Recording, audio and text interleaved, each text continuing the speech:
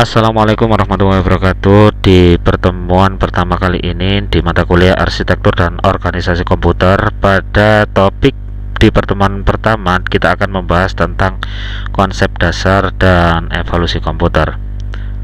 Namun sebelumnya kita akan membahas tentang pendahuluannya. Di situ ada tujuannya memahami struktur dan fungsi umum pada komputer, kemudian mampu menjabarkan perkembangan dan evolusi komputer dari generasi ke generasi, kemudian mampu menjelaskan gambaran umum evolusi arsitektur x86, kemudian mampu menjelaskan embed system dan kebutuhan dan batasan yang harus dipenuhi dalam berbagai jenis embed system.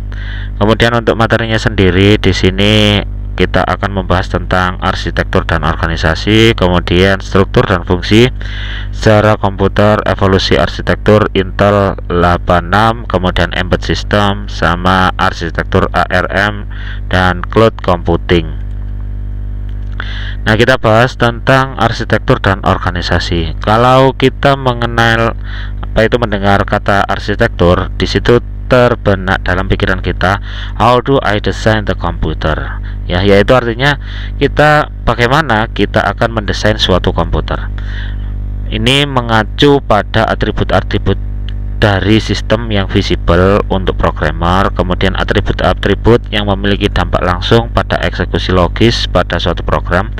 Contohnya set instruksi, jumlah bit yang digunakan untuk mewakili berbagai tipe data, misalnya angka, karakter, kemudian mekanisme input atau output, dan teknik pengalamatan memori. Kemudian yang berikutnya di situ ada kata organisasi. Kata organisasi ini mengacu pada how does a computer work, bagaimana sebuah komputer itu bekerja, meliputi unit-unit operasional dan interkoneksinya yang mewujudkan spesifikasi arsitektural. Contohnya rincian hardware pendukung seperti sinyal kontrol, antarmuka, antar komputer, dan peripheral, dan teknologi memori yang digunakan. Kemudian arsitektur dan organisasi ini apa perbedaannya? Kalau arsitektur itu sama dan bertahan lama, sedangkan untuk yang organisasinya ini dapat berbeda dan menyesuaikan perkembangan teknologi. Misalnya keluarga Intel 86 memiliki arsitektur yang sama, begitu pula pada keluarga IBM System 370 memiliki arsitektur yang sama. Kompatibilitas kode organisasi berbeda jika versinya berbeda. Contohnya kayak seperti ini. Kemudian struktur dan fungsinya. Struktur sendiri mengacu bagaimana masing-masing komponen saling berhubungan satu sama lain, sedangkan untuk fungsi yaitu operasi dari masing-masing komponen sebagai bagian dari struktur. Nah, kemudian di fungsi komputer secara umum ada 4 fungsi dasar, antara lain ada data processing atau pengelolaan data, kemudian ada data storage atau penyimpanan data, kemudian ada data movement untuk pemindahan data, dan serta kontrol untuk mengontrol.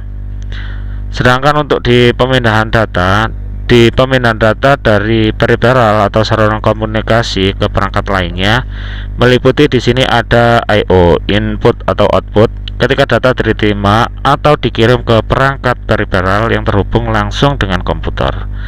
Kemudian komunikasi data meliputi data dipindahkan dalam jarak yang lebih jauh ke atau dari perangkat jarak jauh. Contohnya memindahkan karakter dari keyboard ke monitor. Di situ memerlukan sebuah proses.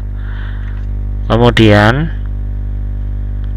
sedangkan untuk penyimpanan data, komputer sedang memproses data dengan cepat, yaitu data masuk dan diproses dan hasilnya segera keluar.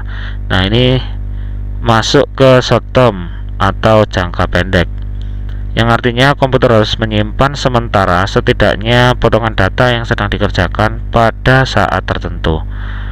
Nah, kemudian di penyimpanan yang lainnya di situ selain ada short term, ada long term atau jangka panjang.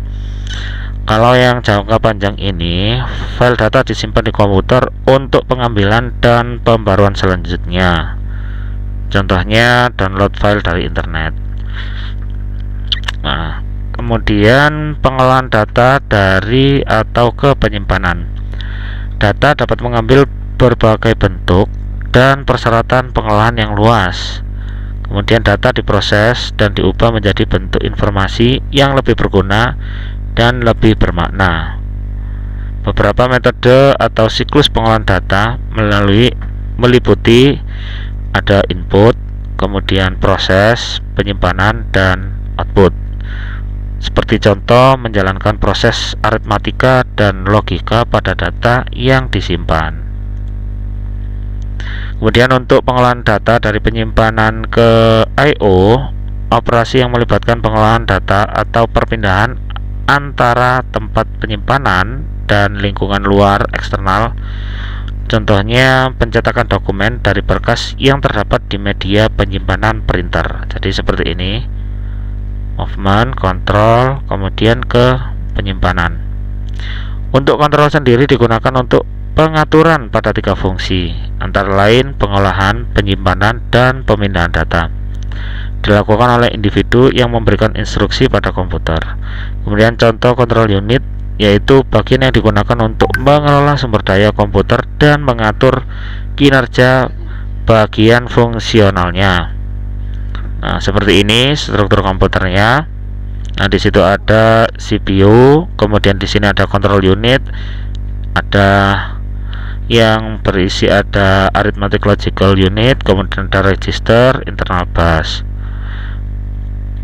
Nah, pada komputer single processor ada 4 komponen struktur utama, antara lain ada CPU yang mengatur operasi komputer dan menjalankan fungsi pengolahan data, kemudian ada main memory yang berfungsi untuk menyimpan data, kemudian ada I/O yang berfungsi untuk memindahkan data antara komputer dan lingkungan eksternalnya, kemudian sama ada sistem interconnection, yaitu mekanisme untuk komunikasi antara CPU, main memory, dan I/O. Contohnya di sistem bus.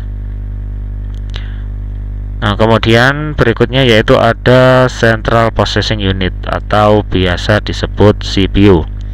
Pada komputer single processor ada 4 komponen struktur utama di CPU, antara lain ada Control Unit atau CU, fungsinya untuk mengatur pengoperasian CPU dan komputer. Kemudian ada lagi yang berupa Arithmetic dan Logical Unit atau ALU, yaitu melakukan fungsi pengelolaan data komputer. Kemudian ada Register, yaitu yang menyediakan penyimpanan internal ke CPU. Kemudian ada CPU Interconnection, yaitu mekanisme yang menyediakan komunikasi antara CU, ALU, dan register.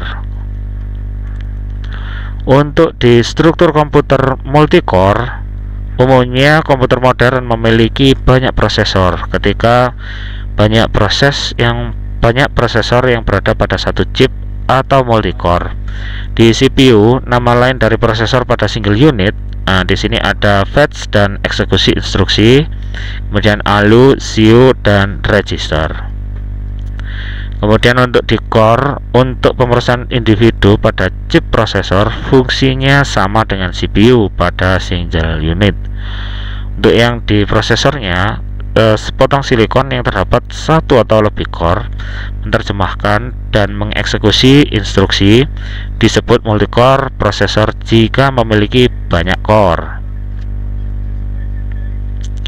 Nah, berikut ini ada komputer generasi pertama, yaitu namanya vacuum tubes. Nah, pertama kali ENIAC atau Electronic Numerical Integrator and Computer ini dibuat pada tahun 1943 dan proyek ini selesai pada tahun 1946, digunakan sampai 1953.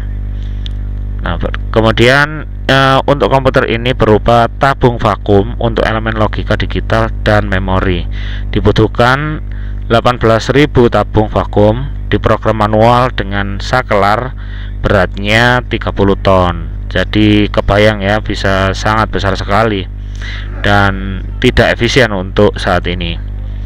Nah, di komputer generasi pertama atau komputer IES generasi pertama paling terkenal komputer IAS atau Princeton Institute for Advanced Studies. Nah ini ya, ini kepanjangan dari IAS, yaitu Princeton Institute for Advanced Studies. Yaitu ada konsep storage program. Penggagas idenya yaitu ada John von Neumann, ini orangnya. Dikembangkan idenya oleh Alan Turing. Publikasi pertama pada tahun 1945. Von Neumann ini yaitu EDVAC, yaitu Electronic Discrete Variable Computer. Desainnya pada tahun 1946 dan berakhir pada tahun 1952 meski belum selesai. Nah, untuk struktur komputer IAS atau von Neumann, struktur komputer IAS dari proposal von Neumann berupa ada memori utama berfungsi untuk menyimpan data dan instruksi dalam bentuk biner. Kemudian ada arithmetic logical unit yang beroperasi pada data biner. Kemudian ada control unit yang menginterpretasikan instruksi dalam memori kemudian dieksekusi, sama I/O, peralatan yang dioperasikan oleh control unit. Nah, sedangkan untuk memori IAS ini terdapat 4096 lokasi penyimpanan atau berupa words ya. Tiap words ini terdiri dari 40 bit. 40 bit sama dengan 2 kali 20 bit instruksi. Nah, di situ ada setiap instruksi berupa 8 bit opcode dan 12 bit alamat.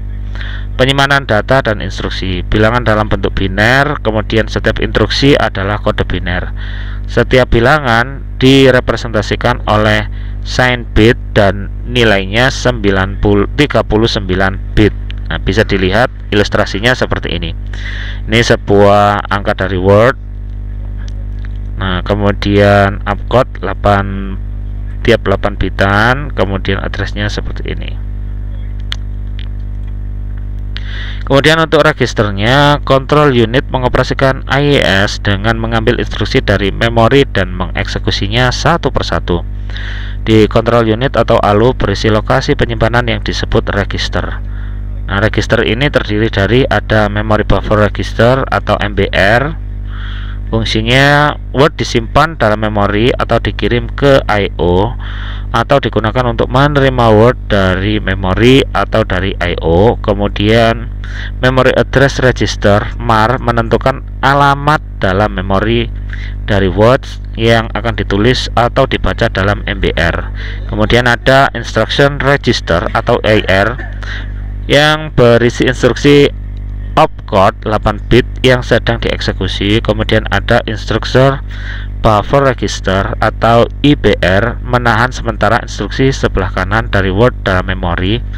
Kemudian ada Program Counter atau PC berisi alamat dari pasangan instruksi selanjutnya yang akan diambil dari memori. Kemudian ada AC atau akumulator dan Multiplier Quotient atau MQ.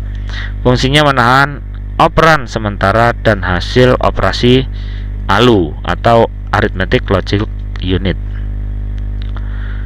Nah, jadi seperti ini set instruksinya, bisa dilihat atau di skip, misalnya bukan di skip ya, di screenshot. Nah, kemudian di komputer generasi kedua yaitu masanya transistor ya. Nah, ini pengganti dari vacuum tube. Kelebihannya lebih kecil dan lebih murah, disipasi panas sedikit. Kemudian perangkat solid state terbuat dari silikon. Nah, ini ditemukan pada tahun 1947 di Bell Labs.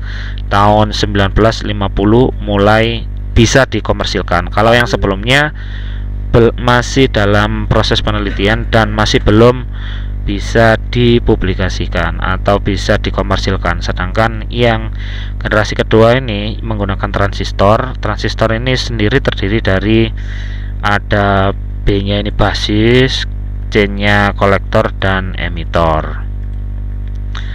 Nah, karakteristik di generasi kedua ini arithmetic logic unit dan control unitnya lebih kompleks, penggunaan bahasa pemrograman tingkat tinggi sudah bisa dilakukan. Kalau yang sebelumnya itu masih belum bisa dimasuki pemrograman tingkat tinggi. Penyediaan sistem perangkat lunak yang mampu berfungsi untuk ada load program, memindahkan data ke periferal, kemudian library komputasi umum. Contoh di komputer generasi kedua ini adalah IBM 7094. Nah, bentuknya strukturnya seperti ini, IBM 7094. Nah, di sini ada multiplexer, ada CPU, memori, dan seterusnya. Ini peripheral device-nya. Kemudian untuk selanjutnya yaitu komputer generasi ketiga. Ini sudah menggunakan IC atau integrated circuit. Kalau bentuk fisiknya seperti pada gambar ini. Nah, ini namanya IC. Era mikro elektronik atau integrated circuit ditemukan di tahun 1958. Kemudian komponen discrete ini ada tunggal dan self-contained transistor, diproduksi secara terpisah, dikemas dalam wadah tersendiri, dan disolder atau disambungkan bersama ke papan sirkuit seperti ini. Mirip ini ya. Kemudian contoh yang menggunakan komputer generasi ketiga ini, contohnya ada IBM System 360 dan DETS PDP-8. Nah, gambarnya seperti di bawah ini. Nah, kemudian mikroelektronik ya, hanya dua tipe dasar komponen yang dibutuhkan, yaitu ada gate dan memory cell. Gate-nya ini berfungsi untuk perangkat yang mengimplementasikan boolean sederhana atau fungsi logika, sementara memory cell perangkat yang dapat menyimpan satu bit data. Sejumlah gate dikemas dalam satu keping semikonduktor atau chip. Komputer terdiri dari ada gate, memory cell, dan interkoneksi antar elemen. Kemudian gate dan memory cell dibangun dari komponen elektronik sederhana, yaitu ada transistor dan kapasitor. Kalau orang-orang elektronik sudah nggak asing lagi dengan yang namanya transistor dan kapasitor. Nah, setelah melihat fenomena tadi, di sini ada hukum Moore ya, yang dicetuskan oleh Gordon Moore di tahun 1965. Beliau ini atau Gordon Moore ini penemu Intel. Kita tahu Intel itu cikal bakal dari produksi prosesor komputer ya. Nah, di sini meningkatkan kerapatan komponen dalam chip. Jumlah transistor chip meningkat 2 kali lipat per tahun. Ini adalah hukum Moore ya. Sejak tahun 1970 melambat 2 kali lipat setiap 18 bulan. Konsekuensi hukum Moore ini, harga suatu chip tetap, kerapatan tinggi, meningkat kecepatan operasi, ukuran semakin kecil, fleksibel, meningkat.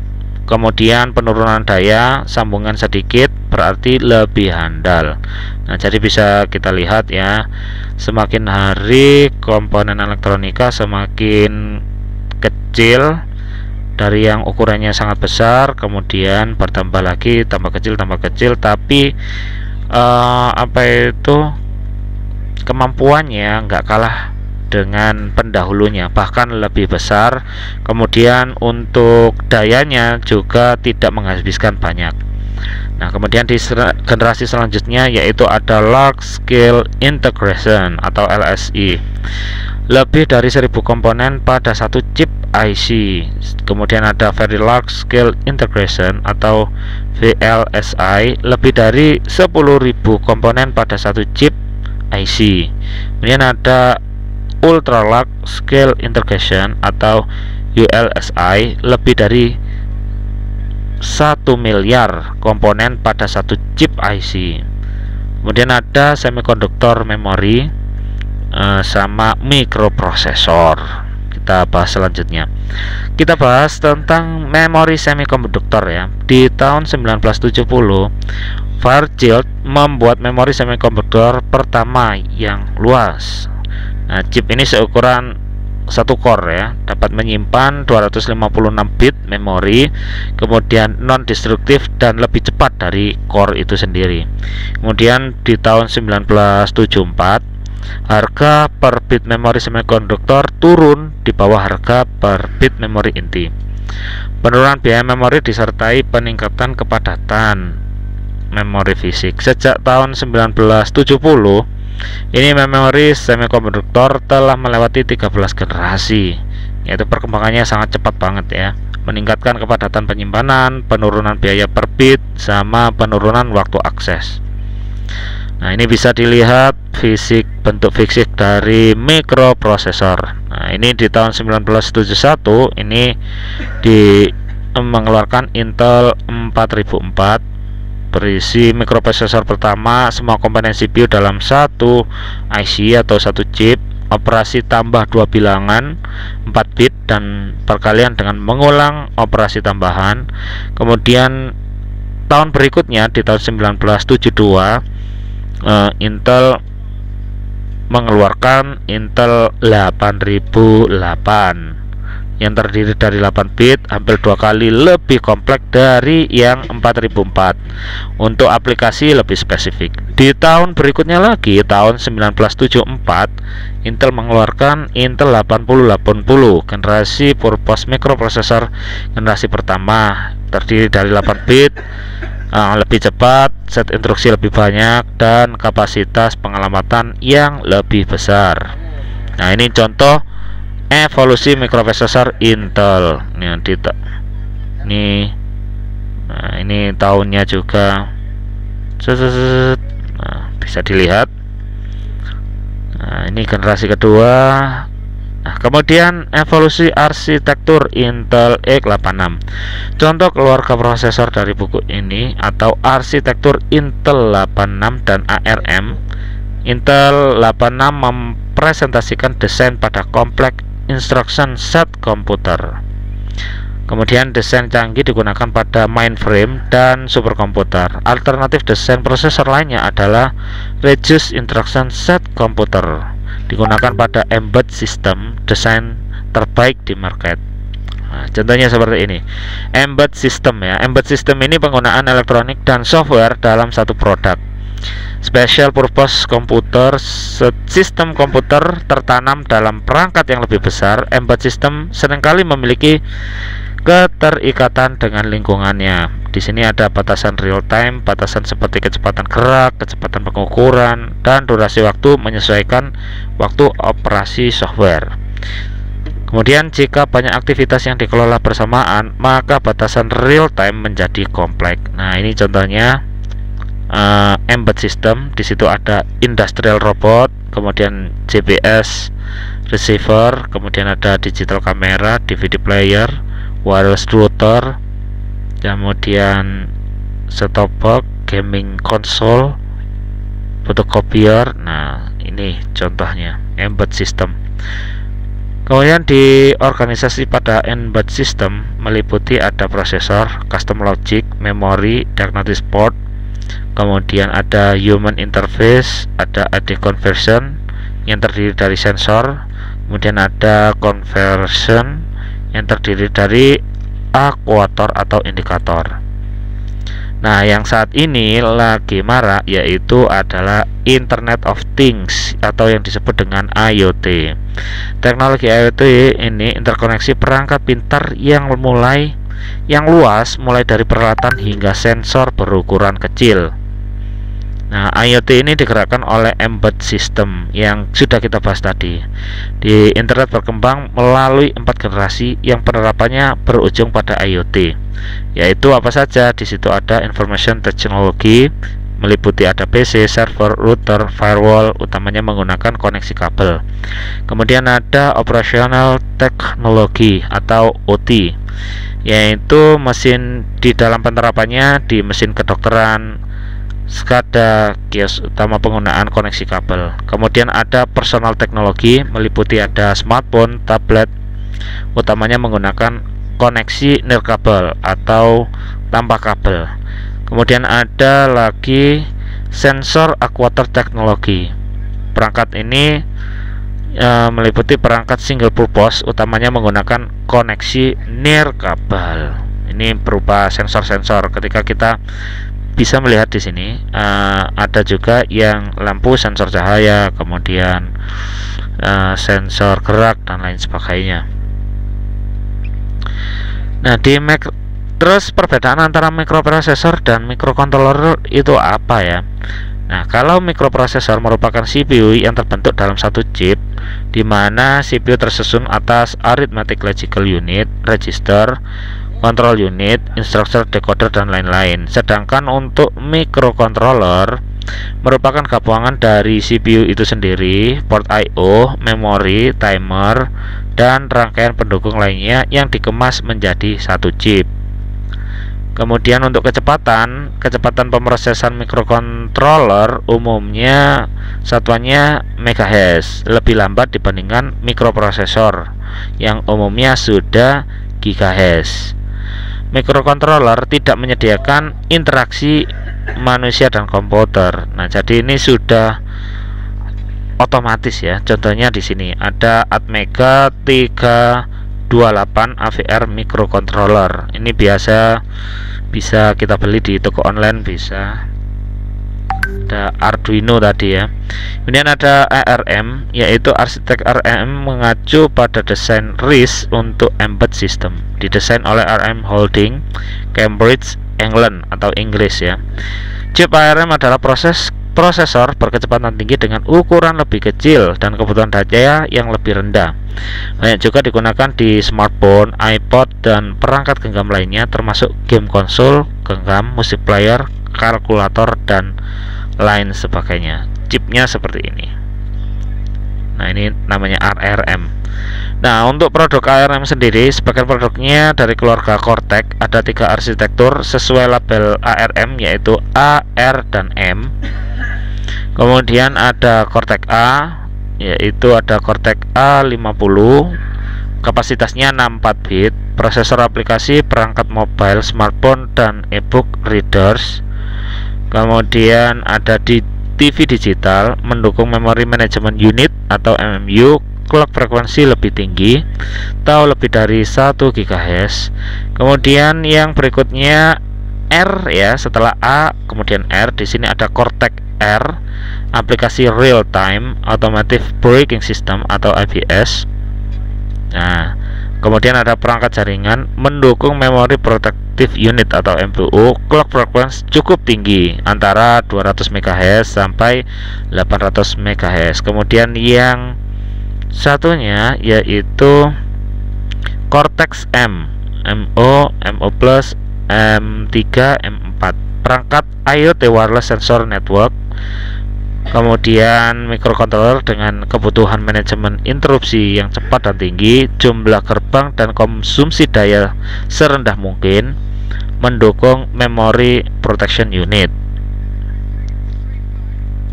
Ini contohnya di chip microcontroller Cortex M3.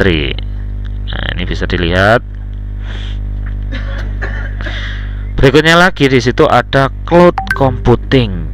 Nah, menurut NIST, cloud computing adalah a model for enabling ubiquitous, convenient, on-demand network access to short pool of configurable computing resources that can be rapidly provisioned and released with a minimal management effort or service provider interaction.